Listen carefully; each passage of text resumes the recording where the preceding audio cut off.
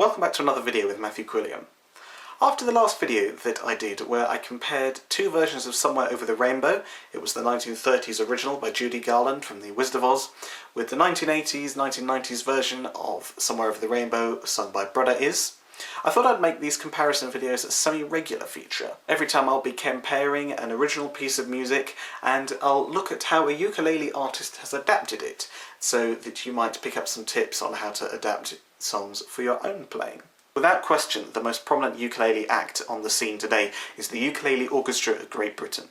With over 30 years of plucking behind them, they've gone on to achieve national and international acclaim, and they're one of the very few ukulele acts today who can fill out and sell out a venue with no problem anywhere in the world. Famous for their ukulele interpretations of videos, they're still going strong today. Well, I say that. It's 2020, so you can probably tell from the appalling state of my hair. But I'm sure that they won't have a problem coming back onto the scene shortly after we all escape this madness. I think it's fair to say that one of the most prominent arrangements that the Uke Orchestra have done of a piece is their version of the Good, the Bad and the Ugly theme, originally by Ennio Morricone. Now, their original video on YouTube went viral with over 2 million hits. It actually got deleted by accident, but they've released another one with just under that same amount, so pretty much 4 million views, a really impressive figure for a ukulele band on YouTube. I believe it's a staple of their set now. They perform it almost everywhere they go because it's just such a popular number of theirs, and so I thought it'd be a good idea to deconstruct their version and see how it compares to the original from 1966. Now, for those of you who don't know, The Good, the Bad and the Ugly is actually the third in a trilogy of films. My copy is actually involved in a box set of really other great westerns as well. The first two films are A Fistful of Dollars and For a Few Dollars More. All absolutely brilliant films that I recommend you check out. The Good, the Bad and the Ugly is considered the best of them, even though it's the third one in the series. It goes really back to the roots of the spaghetti western genre. The film is gripping from start to end, and although it's got quite a slow runtime, the build-up is definitely there, and by the end of the film you're on the edge of your seat, just waiting to see who will survive. It's one of my all-time favourite films. It's such a classic. It's got great direction, cinematography, acting, location, characters, just absolutely everything about this is so perfect. But even if that doesn't sell you, then definitely check it out for the music. The director, Sergio Leone, said that he often edits scenes to be longer just so they can accommodate more of Ennio Morricone's score. It's just really beautiful, so definitely go check out the film for an absolute treat for the ears. Packed full of memorable quotes, it will not let you down, so definitely go check it out. Now, the interesting thing about the music that makes it so amazing from this film is that it is quite revolutionary in its instrumentation and presentation. Morricone started his compositional practices long before this film, but some of his great masterpieces, more than just the theme tune that we're analysing in this video, come from this film. So, as I say, even though these things apply to his other films, like the first two I just showed you, they reach their epitome in this film. Until the 1960s, film scores were relatively similar to orchestral symphonies and things like that. You had a large orchestra that would sit in a studio with a conductor, and you'd have fairly conventional instruments, horns, violins, etc. Some of the early pioneers of film music were people like Max Steiner and Bernard Herrmann. They introduced things that were unique to film music, but the instrumentation was still pretty standard and what you'd expect to hear at a concert hall when listening to some Beethoven or something like that. You have lots of concepts such as the leitmotif and recurring themes and ideas that appear in film music that's exclusive to film music that doesn't really appear in classical music. However, what Morricone does in the film is that he actually uses these original things from Steiner and Herrmann that were applied to traditional orchestras, and he invents his own orchestra, starting to give musical palettes something that can reflect the visual imagery of what we're seeing. Film went from having all films with just standard orchestral instruments to sort of sci-fi being electronic, keyboard sort of thing. You'd have romantic films which were much more focused on string writing, that sort of thing. It was the film and the work of Morricone that really emphasised and was the catalyst for musical diversity within instruments for lots of different genres. Therefore, The Ukulele Orchestra of Great Britain have not only just chosen a really good piece of music, but they've actually chosen to commemorate a landmark in the history of film music by bringing their version to life. To understand the original intention of the composer with the original version of the piece of music, you have to understand a little bit more about the film.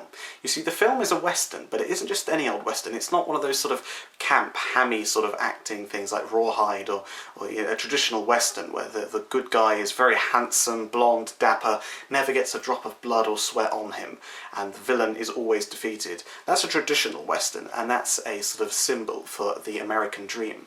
Now, this is a spaghetti western, which is a sort of sidestep from that. It's a sort of more realistic approach to what a western might look like. The characters are morally ambiguous. You have the good and the bad, who are pretty self-explanatory, but you have the ugly, a character who switches between sides depending on what suits him, something that you'd never get in a traditional western. Adding to that, you get a lot of blood and sweat. Not gore as such, but if a character was shot, you'd see them bleed. You wouldn't just sort of see a dramatic faint like that. And you sort of get the idea. It's a bit more realistic, a bit more gritty, and the music reflects this. In the opening credits of the film, the soundtrack is accompanied by the sounds of gunshots, horsewhips, cannons, and violence. Because these sound effects are heard right at the start of the film, and they're actually sort of almost hyperbolic. They're quite loud in the mix. You definitely won't miss these sounds. Having these sounds be the first impression of the film, it lets the audience know that this is going to be gritty and different and stand out from the westerns that have come before it. It foreshadows the violence that's to come, and this technique is called musique concrète. Musique concrète is where you take sound samples of real-life sounds, non-musical sounds, and turning them into musical sounds, interlacing them with the music.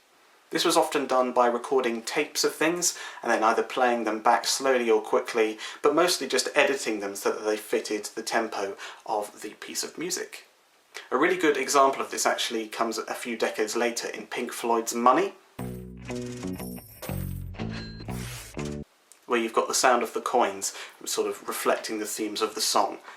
But in this piece, the musique concrète is much less rhythmic, and it's more about creating atmosphere. This violent imagery really paints a picture of what's to come. Now, the thing about musique concrète is that it is very much something that is mixed into a recording. Musique concrète doesn't work live unless you have some guy with a speaker stood behind the orchestra playing the sound effects. Furthermore, the Ukulele Orchestra of Great Britain have a family-friendly image to maintain, and this film is definitely an 18. Therefore, the orchestra are presented with a challenge. They've not only got to stay faithful to the original, but they've also got to create these sound effects and be appropriate for their family-friendly audience. They start off their performance of the piece with sound effects. Rather than putting the sound effects in the music, they start with the sound effects, creating an image to lure you into the piece. Wind's blowing. You've got whistling, rustling, etc. All sound effects that you can create on a ukulele really easily. Obviously you can just whistle. You can also, they tap their instrument bridges, they pluck the strings behind the bridge, sort of give a chime, wind chime in the wind kind of effect. And it creates this really eerie affection and tone. This is very symbolic of the Wild West that the film is set in. They also have some narration that describes the scene as well and helping to paint the mental picture. However, this narration soon turns to comedy. This is where this whole family-friendly thing is coming into. The creatures of the night are abroad. However, the orchestra then subvert the cliches of the Wild West, telling jokes and playing funny sound effects. The subversion not only adds a comedic element, throwing anyone who's familiar with the original off guard, but it's actually a really nice meta that symbolises the genre of the spaghetti western, which of course subverts the traditions of the clean traditional western, bringing in violence. Even though it's quite different, you've got comedy versus violence, I still really appreciate the meta references that the orchestra are paying towards this great genre of cinema. Morricone's use of instrumentation is novel too. As I said earlier, we're moving away from a sole reliance on the orchestra, and while we've still got some orchestral instruments, we have new ideas and instruments that we can include in this music. There's the use of the folk guitar. Obviously folk music is quite prominent in desolate towns and things in the Wild West. They really only have a few guitars really, that's sort of what you'd expect. That's the cliche anyway, especially during this time of the 1800s or so.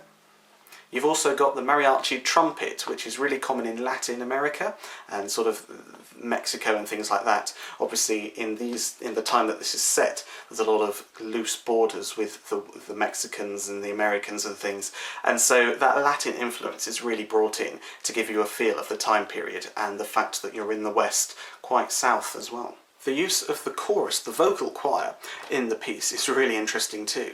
You do have moments of sort of symphonic, nice chords and things that appear, but you also have moments of animalistic chanting.